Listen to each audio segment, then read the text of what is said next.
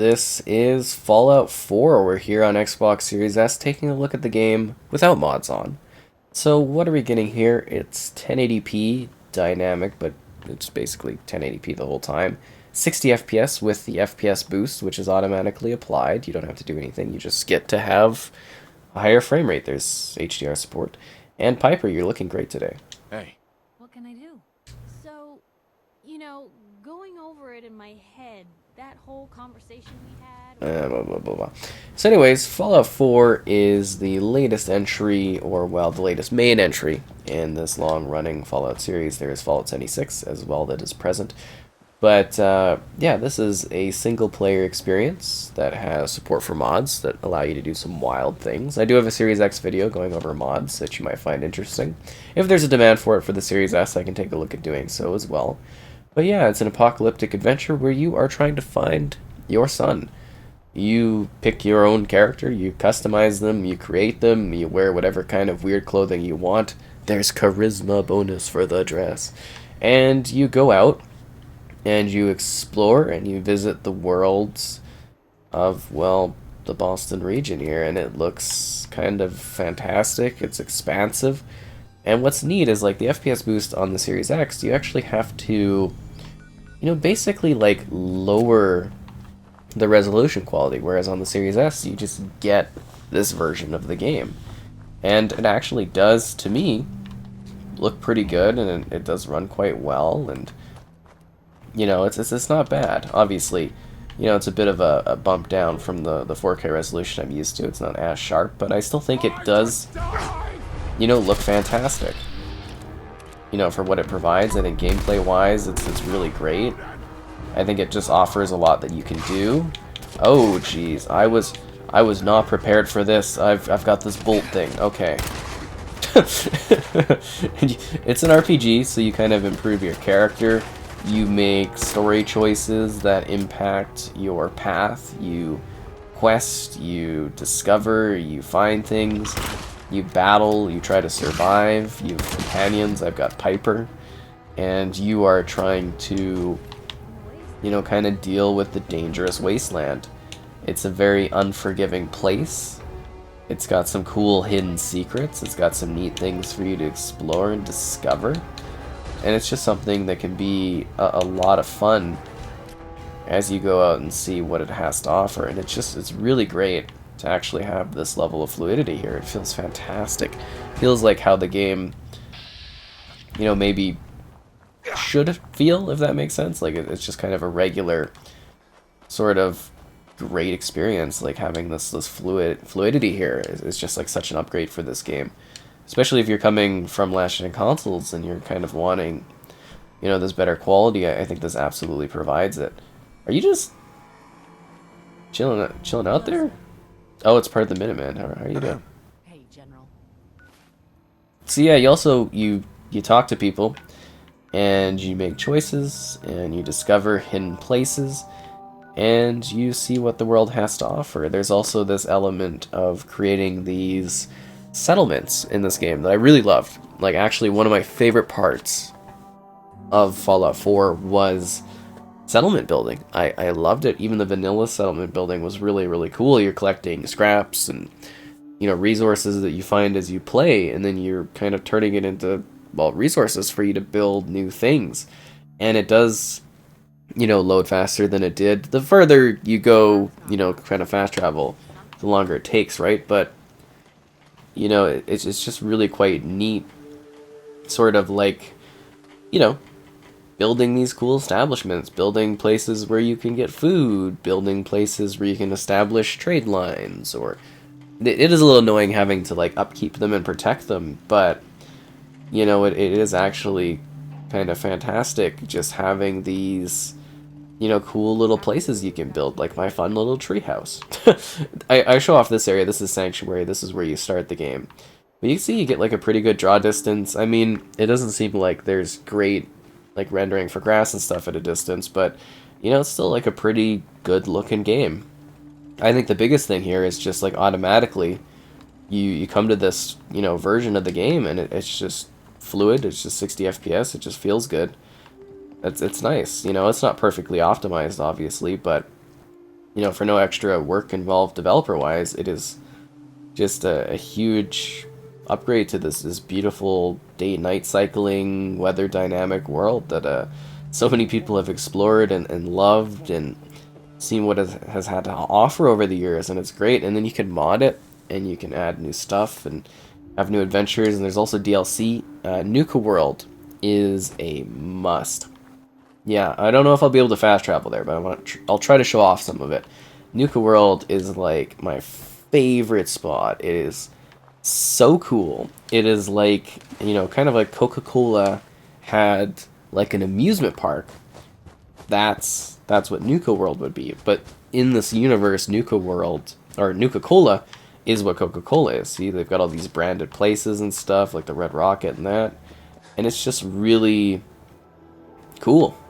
Really, really cool. And there's different like armor and different like weapons and different things you can do and battles you can have and places you can visit and things you can discover and stuff to loot and enemies to deal with. And it's just a really great game, and it looks pretty good. Like it does actually look decently sharp. I was expecting it to look a little more muddled. Like, you know, it's obviously not as clear visually as I'm used to, but the geometry and everything like that seems to all be handling quite well. It's vibrant, it's colorful, it's the apocalyptic world. I guess I first discovered this game in this way. You know, I got to review it back when it launched, and for me that was a big deal at the time, right? Like, definitely wasn't quite as large as I was, or as I am now, or even then, you know, not necessarily super large at this point. But wow, that person got blown up. That seems to be some frame rate drops though for the combat going on here. That being said, I will take the occasional drop in regards to having, you know, actual good levels of fluidity where the gameplay feels so much better. Like, it's just like completely livelier to have that increase of performance. Are we cool, giant robot thing of death? Piper, get over here. I don't think we can kill that thing without modded lightsaber weapons. Like, I'd just go and like one slash it with my lightsaber. It'd be totally cool, but yeah, that definitely doesn't seem to be the case today. Oh look, I think it's like the Brotherhood of Steel are coming in to make this a little bit more interesting. Ooh. That hurts. Oh, look at that thing. Ew. I think I killed that thing.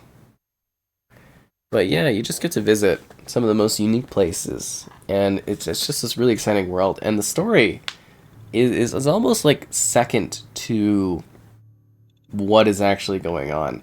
Like, I thought the story was actually really interesting in how it's handled. Like, it's just a backdrop, an excuse for you to have something you're doing while you're going and forging your own path. And that to me is really interesting. I'm all the way back here. I guess I didn't have like a save point or anything, but definitely was not expecting that. It doesn't look like the Nuka world is kind of present there. Yeah, because it usually shows up here. Somewhere around here. Yeah, it's usually off the map, so it must be, maybe it's glitched on this one again. It's so awkward. I can never get the Nuka World stuff to properly work. It's, you know, I usually have to like glitch inside of it, just due to some sort of download or something or whatever at some point. But let's go downtown. Oh, the Salem Witch place is really cool too. But a lot of people really like to see the Swans Ocean area because that one tends to be the most heavy in the game. The downtown area seemed to be always the most demanding spot within Fallout 4, which makes sense. But like, seriously, just the amount of things you can do, the weird weapons you can have, the zany adventures you can go on. This is such a worthwhile time. You will love the adventures you go on.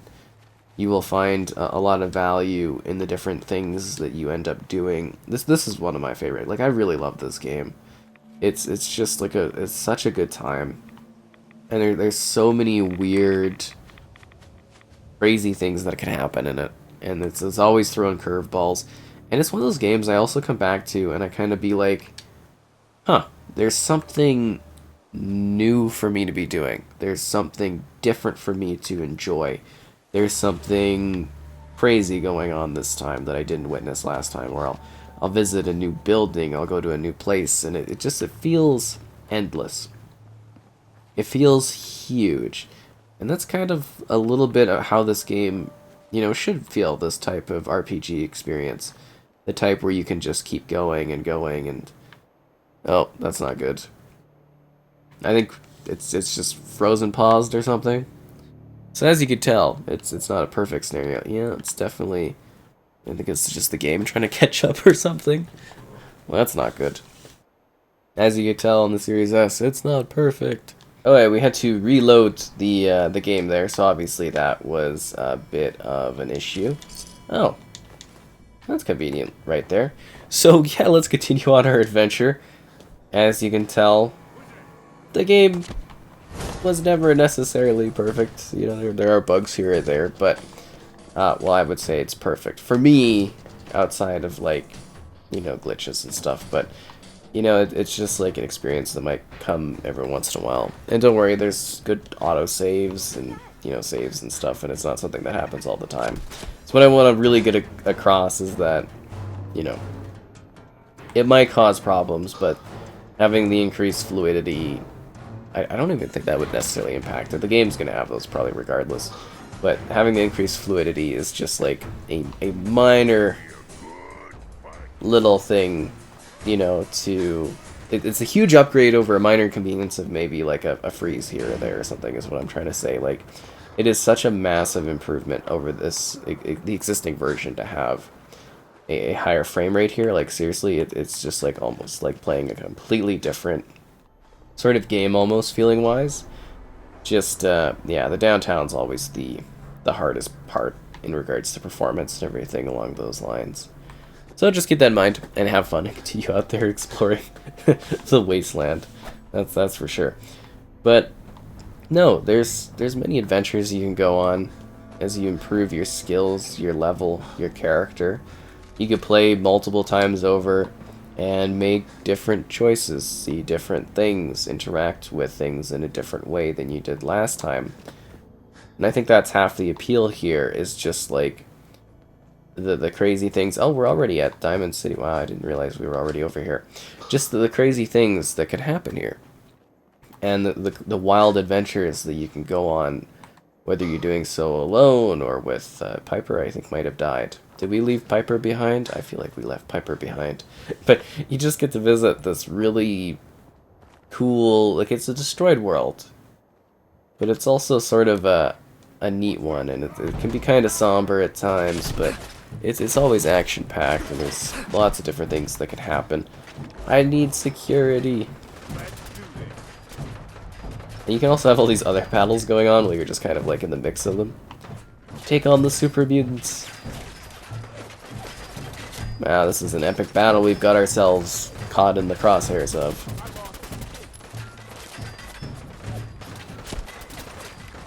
It's a bad time to talk.